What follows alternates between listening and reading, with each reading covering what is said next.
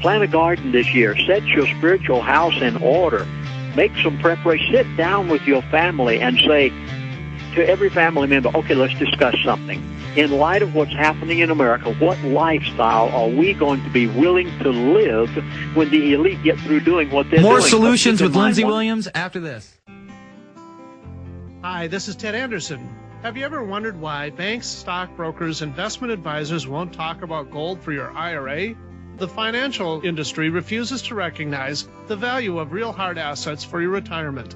The truth be told, gold and silver has outperformed paper investments like stocks, bonds, and CDs, yet no word about IRAs. Perhaps the financial institutions want to maintain control of your assets by keeping you in paper. If you'd like to take a look at gold for your retirement, call 800-686-2237. Don't get left behind by rising inflation and low return on your paper investments. Call 800-686-2237. Make sure that you secure your future. Call 800-686-2237. That's 1-800-686-2237. All right, folks, we are back with Lindsey Williams. And at the end there, you were talking about some of the solutions, you know, sitting down, talking to your family, being a human being, letting them know what's coming up. And we have loaded phone lines right now. But before we go back to the phones, Lindsey, I want to ask you, you know, as a ordained minister, how do you feel about this occult connection? Because, you know, the Bush boys, they're out of Skull and Bones, they're out of Bohemian Grove. I mean, every Republican president since Coolidge has been a member of the Grove. I mean, where does that come in your eyes? Thank you so much, Jason, for asking this, because it gives me an opportunity to say it. I never want to do anything unless talk show hosts ask it. One of these individuals, one of these elites, said to me one day, he said, Chaplain, we have the God-given right to do what we're doing in the world. The average person doesn't have sense enough to know how to direct their destiny. Mm-hmm. You know, I thought about that many times after he said it. I didn't refute him at the time because I wanted to keep the door open so that I could pick his brain for the rest of the time I was on the Trans-Alaska Oil Pipeline. But remember now, I was sitting down on their pipeline. They were not in my church, so their defense was not up at all. And I thought about this. You know, there are two gods in this universe. Now, bear with me for a moment. Mm-hmm. There's the true and the living God of the Bible, the one who sent his Son to die for us on the cross and purchase our salvation, the one who loves us and is preparing heaven for us. Then there's another God, spoken of in the Bible as the prince of the power of this air, the God called Satan. And they both have worshipers. Cain and Abel, they both worshiped God. One was of the devil, one was of God. You have that identical same thing today. You have the elite, whom their God is the God of this world.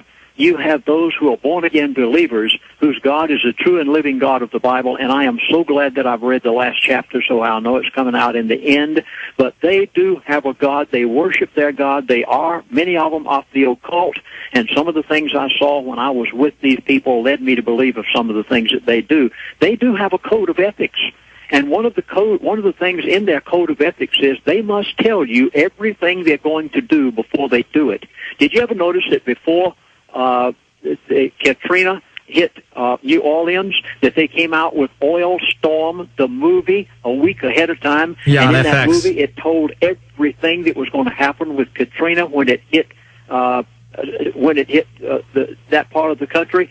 They will tell you everything they're doing. They're telling you right now what they're doing. They're saying too big to fail. They're telling you that they're going to make you taxpayers pay for AIG, pay for Wells Fargo, pay for Citibank, pay for all of these things. And then our president had the audacity to go to the G20 and give $1 trillion to the IMF. The IMF is not American.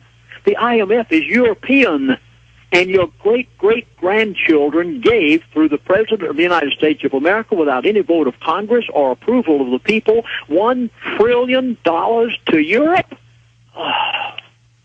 Yeah, it is quite disgusting, my friend. I mean, a lot of people just don't even understand what... for instance, one of my buddies is a blogger out of New York City. He works for a big financial company, does a financial blog, and I explained to him that at the G20 they announced this world currency, and he's like, I would know about this. And then I sent him the articles out of the Telegraph, and I sent him the communique out of the G20, and then I also sent him Hannity and Dick Morris talking about this one world currency and United Nations control, and his jaw just dropped, and he's like, he went on the defensive a little bit. He said, well, why is this a bad thing? And they just don't understand that the people at the top, like you said, they worship the darkness. And I think that is the biggest problem with this. The people at the top that are trying to bring in this new world order, folks, and I've said it many times on this program, they are occultists who want to rape children and do rape children. And I know that's a whole nother subject, but when you start looking at these people, that's what they're into. They want to chip us. They want to control us. They want to enslave us under this one world government. And that's if we survive, because they want to kill 80% of us. And that's scary in its own right. It's mind blowing. I mean, you think 2 months down the line when they crash out, the economy's bad. Try, 20 years down the line when the population's down to 500 million, which is their stated goal. All right, we're going to continue to take calls in these last 20 or so minutes. We're going to go to Charles in California because he dropped and came back. Charles, you're on the line with Lindsey Williams. Hi, Jason and Lindsey. Nice to be on the line with you guys tonight. Thank you, Charles. I have a question for you, Lindsey. I was wondering if you know for sure. Well, you said it's from what you got from what you said. You gather it's going to be in the next 12 months to a year and a half, right? Yes, this individual tried to tell me everything that was going to happen for the next year to a year and a half. Okay, you also said, I'm pretty sure, like a month ago or somewhere around there, that I think it was you that I heard it from first, that China stopped buying our treasury bills and the Fed's already starting to buy them. Is that true? Yes, China is backing off from buying our treasury bills now, and of course, naturally, the OPEC oil countries are practically not buying at all because they've lost so much. Yeah, it's amazing. They announced that a little while ago that they're going to buy. They're buying treasury bills already for the first time in a while.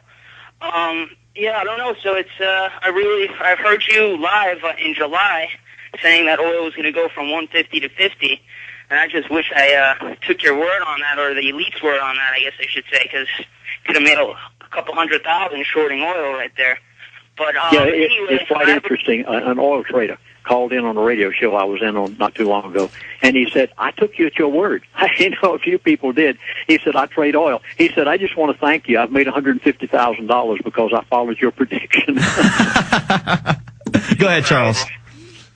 Okay, well, I guess I'll just finish up by saying, thank you for all the work both of you guys are doing, and we got to keep spreading the word. I was very close to moving out of this country because, like the guy told you himself, he told you should move out of the country. You know what I mean? So I was...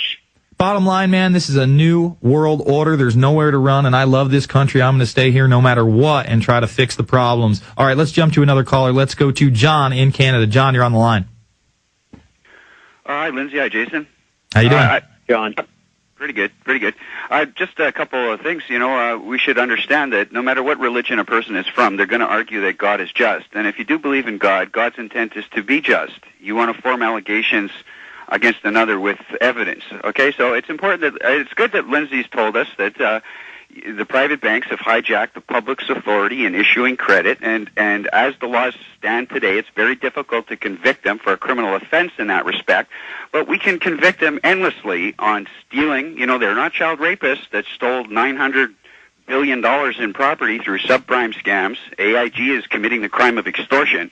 It's in God's interest to express these ideas to truly defend ourselves. When we talk about shadow people hidden in darkness and we can't discern what their identities are, we truly have no evidence to form our allegation. Let me say that. Hold on. Before no, I can't. Well, you'll get your chance, but before you say that, none of these guys have been, I'm not saying anybody in AIG, but all you have to do is read the Franklin cover-up. Man, I've got the videos from the 1980s, and they're going to be in my next film, Invisible Empire, of Connie Chung and Peter Jennings confirming a young cowboy ring in the White House in the late 80s and early 90s. So you know what that tells me? Yeah. I mean, some of those people in power and behind those people are still in power. So I hear you on the shadow organization thing. We do try to cover the news here, but, I've got Lindsey Williams on, and he's a pastor, and he spent time with them, so I feel like I have to ask him about that occult connection. Continue. Okay, well, I'm not saying that that's not the case. I know all about the Franklin cover-up and a lot of other dastardly deeds that have gone on. I'm saying that that's separate from the criminals at hand. We have different kinds of criminals here. They're not all part of Skull and Bones. Now, it's true. Bush closed 9/11 investigations, obstruction. He needs to be arrested for that if you truly want to defend your freedoms and get the bad guys, but you don't. You form fear, or you're fearful of true justice, and you say, well, that would be God's intent, but I don't want to really be like that because it's scary that way. And that's the fears we have to face. You know, CIA officials tell us Bush, Condi, and Cheney knew before the war started that there was no WMD. These are CIA officers, FBI officers, and they're going undefended. And that's where God's intent would rest if we truly believed in serving ourselves equitably. We want to treat everybody at Bilderberg and the CFR and the Trilateral Commission as innocent individuals until we have evidence directly implicating them for a criminal offense. And when we say otherwise, we undermine justice because we're doing what the bad guys do. And they say the Taliban did 9/11 or the people in Afghanistan did 9/11. And you know, Jason, as well as I do, there's no evidence to indicate that. But Obama's on TV just last week, or a couple of days ago, I should say, saying that exact fact. And they're not going to defend women's rights. Obama told us on TV 2 days ago women's rights in Afghanistan are not a concern for him. He wants to go after al-Qaeda. Who is he lying to, my friends? He's not lying. He's not successfully conning me.